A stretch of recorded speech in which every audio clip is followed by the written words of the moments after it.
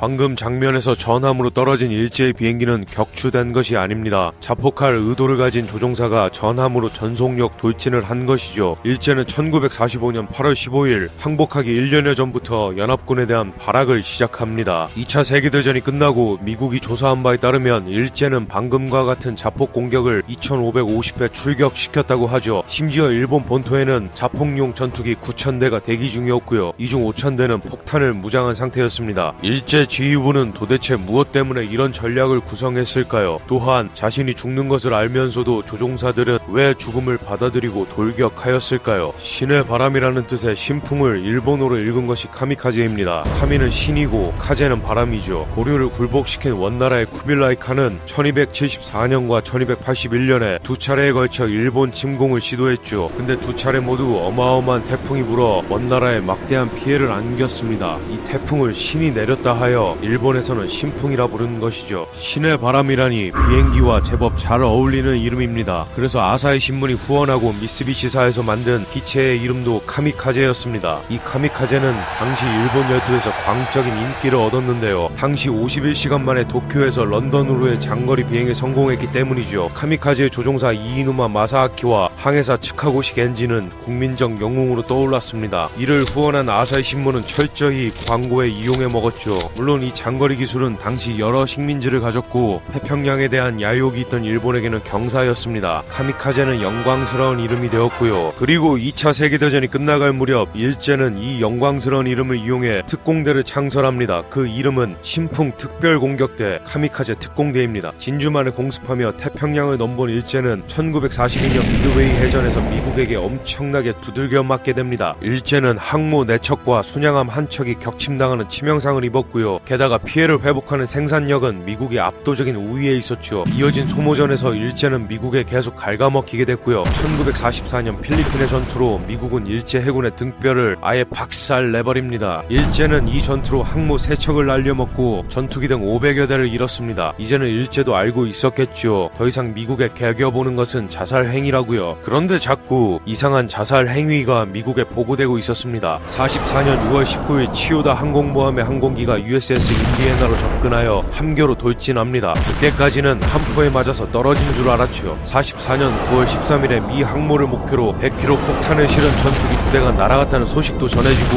44년 10월 14일에 USS 레노가 고의 추락이 의심되는 공격을 받기도 했습니다. 한 번이면 그런가 보다 합니다. 두 번이면 의심을 하죠. 세 번이면 확증입니다. 알고 보니 44년 8월에 도메이 통신에서 다카다 타케오 교관이 대만에서 자살 특공대를 훈련 중이라 발표했었다는 겁니다. USS 레노가 공격받은 다음날 제26 항공함대 사령관 아리마 마사후이는 미쓰비시 G4M 기체로 USS 프랭클린을 공격하다가 자폭을 감행합니다. 사령관이 직접 자살 공격을 한다는 것은 전무후무한 일이었습니다. 한간에는 격추당했다는 소문도 있었지만 그것이 무슨 소용이겠습니까? 사령관이 솔선수범하여 적함에 자살 박치기를 했고 타격을 입혔다는 것은 좋은 포장지였으니까요. 일제는 이를 홍보에 사용했습니다. 그리고 그렇게 모은 젊은이들을 이용하여 카미카제 특공대를 만듭니다. 44년 10월 17일 연합군은 레이테 섬에 상륙하며 레이테 해전의 시작을 알렸습니다. 일제는 근처 마닐라 기지에 지원을 요청한 상태였고요. 그곳에는 제로센이라 불리던 A6M 제로 전투기 31대, 나카지마 B6N 뇌격기 3대, G4M 폭격기 1대, P1Y 지상 폭격기 1대가 대기 중이었습니다. 하지만 이미 어린아이와 UFC 격투기 선수만큼의 체급 차이가 벌어진 상황이라 마닐라에서 지원이 오기도 전에 일제는 괴멸 상태에 이르렀고요. 아사이치 타마이 소령은 병사들을 모읍니다. 현재 우리가 할 수 있는 것은 제로센에 250kg 폭탄을 장착하고 적의 함교를 향해 돌진하여 적에게 최대 피해를 입히는 것이다. 우리는 죽어서 야스쿠니 신사에 갈 것이다. 자원할 자는 앞으로 나오라. 23명의 병사들은 모두 적극적으로 이를 받아들입니다. 단 한 명 세키유키오 중위를 제외하고는요. 당시 지휘를 맡은 세키유키오 중위는 후에 이렇게 말했습니다. 일본이 최고의 파일럿들을 죽음으로 내몬다면 그 미래는 빛을 잃어갈 것이나 나는 천황폐하와 제국을 위해 명받은 대로 따를 것이다. 이후 카미카제 특공대의 수많은 자폭 공격이 시행됩니다. 44년 10월 21일 H마스 오스트레일리아의 미쓰비시 KI-51의 카미카제 공격이 있었고요. 이 공격으로 선장을 포함 30명이 사망하고 호주 사령관 존 콜린스 제독을 포함하여 64명이 부상당했습니다. 3일 뒤 USS 소노마의 G4M을 이용한 카미카제 공격이 있었으며 다음 날인 25일에 히로요시 니시자와가 호위하는 세키 중위의 A6M 5대가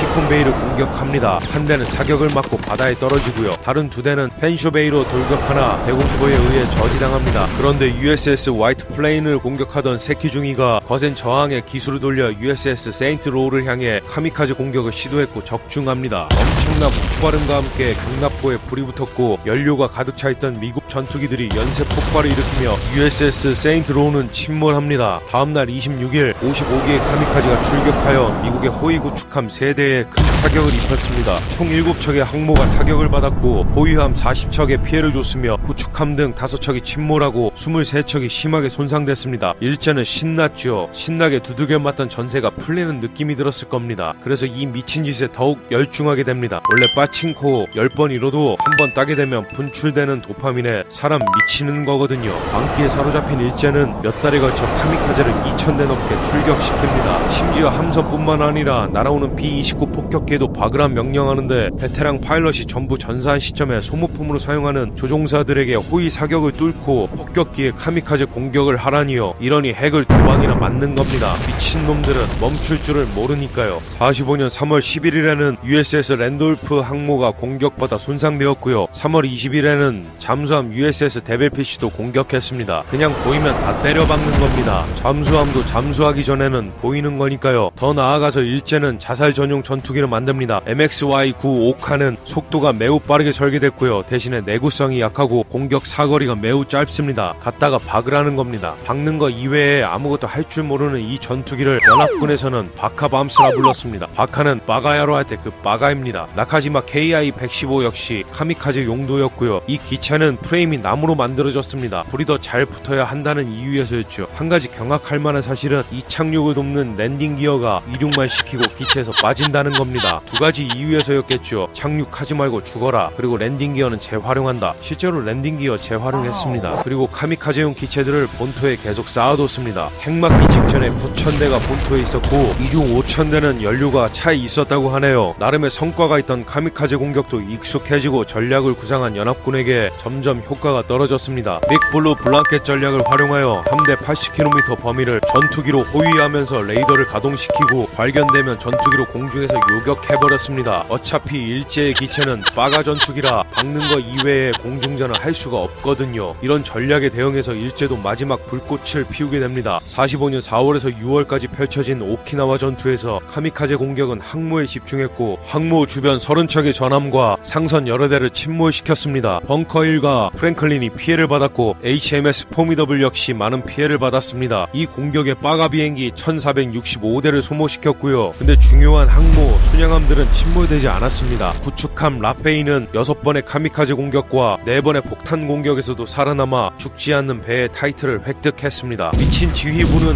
카미카제를 지상군에도 공격시켜서 45년 8월부터 9월까지 소련군 전차군단에 카미카제가 50회 이상 출격하였습니다. 45년 8월 15일 무조건 항복 이후에도 계속하다가 9월 2일이 되어서야 멈추었습니다. 갈수록 힘이 빠진 공격이었지만 카미카제 공격은 실제로 연합군에 많은 타격을 입혔습니다. 효과가 없었다면 미친 짓도 그만두었겠죠. 데스리스크 하이리턴이었던 겁니다. 일제는 전함 81척을 침몰시키고 195척을 손상시켰다고 발표하죠. 미국 손실의 80%라고 했습니다. 미국은 2550회의 카미카제 공격이 실시됐고 18.6%인 475회가 명중됐다고 발표했습니다. 일본은 카미카제 특공대에 지원하는 병사들이 벌떼처럼 많았다고 했습니다. 자원자들은 죽음에 대한 것을 주변인들과 나라에 대한 사랑이라고 했죠. 출격이 지연되면 매우 슬펐고 공격을 위해 비행기에 탄 그 순간이 행복하다고 했습니다. 물론 그렇게 이야기하는 게 일본한테 유리하니 그렇게 이야기한 것이죠. 병사들의 실제 편지들을 살펴보면 다양한 감정이 묻어나 있었다고 합니다. 부모님에 대한 걱정, 짝사랑, 친구들에 대한 감사, 아내의 안부, 자식에 대한 그리움 등이죠. 물론 그 중에는 애국심도 보였으나 그 중에 보였다는 거지 일본의 선전처럼 모든 병사들이 애국심을 갖고 장렬히 전사했다는 게 아닙니다. 2006년에 요미우리 신문 편집장 와타나베 스네오는 민족주의자들의 카미카제 미화를 비판했습니다. 황제 만세라 외쳤던 용기와 기쁨은 순 거짓말이었다. 그들은 도살장의 양이었으며 항공기에 떠밀리듯 가는 사람들이 부지기수였다 라고 말이죠. 삶과 죽음을 제거한다는 훈련이었습니다. 했습니다. 흔들리지 않는 결단력을 포함해서 말이죠. 이를 위해 많으면 2달간 수없이 많은 구타를 당했다고 증언이 쏟아졌습니다. 정신력을 기른다는 명분으로 주먹과 곤봉으로 온몸을 때리는 것이죠. 카미카제는 만들어진 매뉴얼대로 훈련했으며 이 매뉴얼의 끝에 적혀있는 것은 절대로 눈을 감지 말고 히사츠를 외쳐라였습니다. 히사츠는 필살이라는 뜻의 일본어입니다. 일제는 1890년 교육방침을 새로 제정하고 국가의 헌신을 맹세하라 하였습니다. 이를 암송시키기도 하였죠. 천황을 위해 죽으라는 겁니다. 또한 천황은 야스쿠니 신사에 1년에 2번 경의를 표합니다. 천황에게 경의를 받을 수 있다는 당시 일본인들의 영광은 병사들을 더욱 사지로 내몬 셈이죠. 일제는 신문들을 통해서 카미카제를 홍보하고 야스쿠니 신사를 강조했습니다. 숭고한 희생이라고 하면서요. 출격 전에는 의식용 컵을 공유했으며 열렬한 환영 인사도 덧붙여줬습니다. 2차 전쟁 막바지 인간 광기의 극을 보여준 일제는 본토의 핵 2방을 맞고 얌전해졌습니다. 병사들을 사지로 내몬 일본 관료들은 죽기 싫었던 거죠. 병사들에게 죽음을 강요한 만큼 그들도 죽음을 각오하고 연합군에 맞서야 하지 않았을까요? 본보기를 보여줘야 할 천황은 굴욕적인 항복 사인을 하며 인간계로 끌어내려집니다. 우리가 힘을 길러야 하는 이유는 저들이 힘을 가졌을 때 어떤 짓을 했는지 알기 때문입니다. 오늘 영상은 여기에서 마치겠습니다. 시청해주셔서 감사합니다.